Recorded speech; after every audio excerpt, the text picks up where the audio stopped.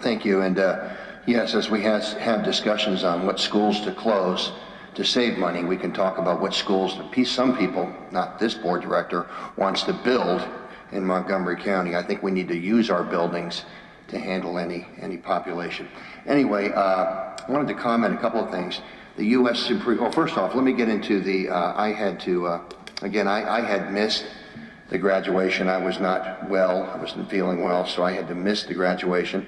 I want to basically congratulate the class of 2018. Going forward, I want to say to the kids, I just want to address something.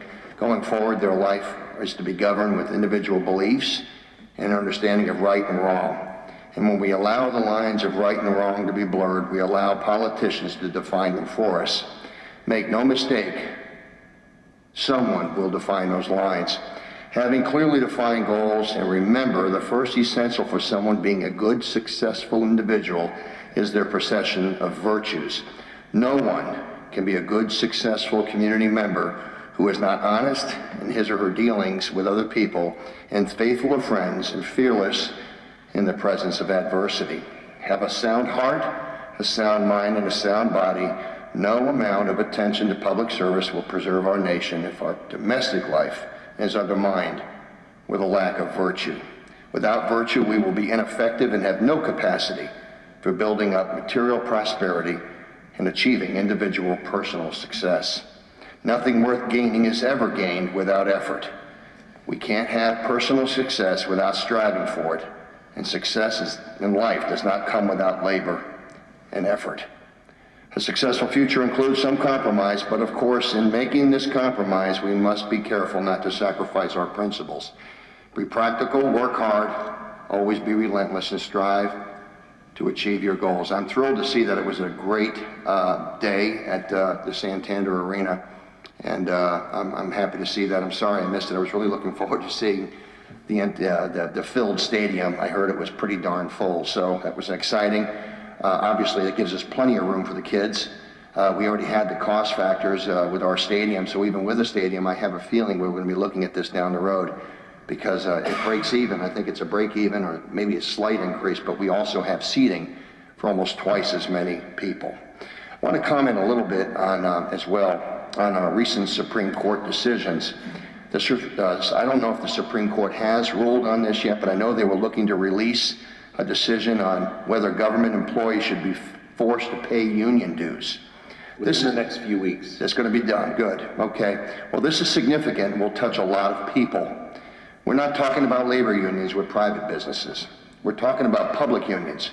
Currently, in many states, union membership is compelled. You can't have your job unless you join the union. They're forcing membership by making people choose between having a job or not. Public labor unions raise the cost of operating government and therefore results in raising taxes. This is why liberals of the past, FDR, John F. Kennedy, and yes, even Jimmy Carter, were opposed to public unions.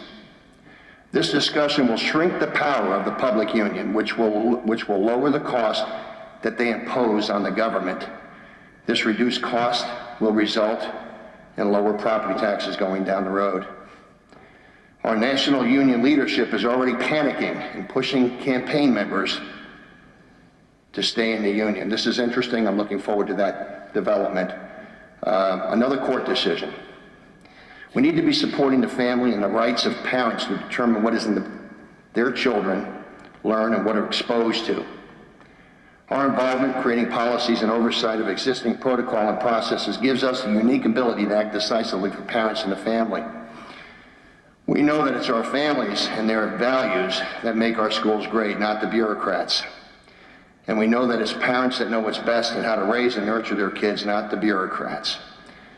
We have a duty to team up and support with the parents of our students, and we are supporting a new participation trophy generation. Some are labeling rewarding excellence as excellent bias and labeling the winner's circle as loser shaming. Trying hard has not gone out of style, folks. Governments are often infiltrated by change agents bent on changing our culture through government-run education. Australia, this is interesting, has established what they call gender police, They have done this under the guise of tackling family violence by ushering in a new government agency. Yeah, another government agency in a liberal country. Wow. New government agencies are looking to change the way gender is portrayed. The Australian National University is looking into the development of gender roles, bias, and stereotypes in preschool children. Imagine that. The government is now looking at implications. According to studies done, educators are being told to avoid defining children according to gender or labeling certain activities as boys or girls activities. The gender police are now banning certain fairy tales. They claim Snow White and Cinderella give boys a sense of entitlement and girls a sense of poor self-esteem. The government is removing fairy tales from schools that would interfere with their new guidelines and remove gender stereotypes. This is an amazing world we live in, folks. And this is where we'll go as a nation if we, the people, allow this progressive pathology to infiltrate our schools. The death of 1,000 cuts, and no single cut will lead to death, but they all accumulate to the same horrible end result. Recently, a 3-judge panel on the U.S. Third Circuit Court of Appeals just did the unthinkable. They ruled against common sense student privacy. The attempt to overturn this board decision from March 28, 2016, folks, is still at work. An appeal is expected. President Trump's new conservative judge appointments will make a difference once they're on the bench. The Boyertown bathroom case will be appealed to the full court probably next year, and there are currently openings on the Third Circuit Court of Appeals due to the change agent activist judges whom are currently there, who will be retiring to Bedlam. So they're going to be replacing some judges there by the time this case gets there, and it could be affected. Help is on the way. Common sense will be restored thanks to our conservative judges and our president. Thank you.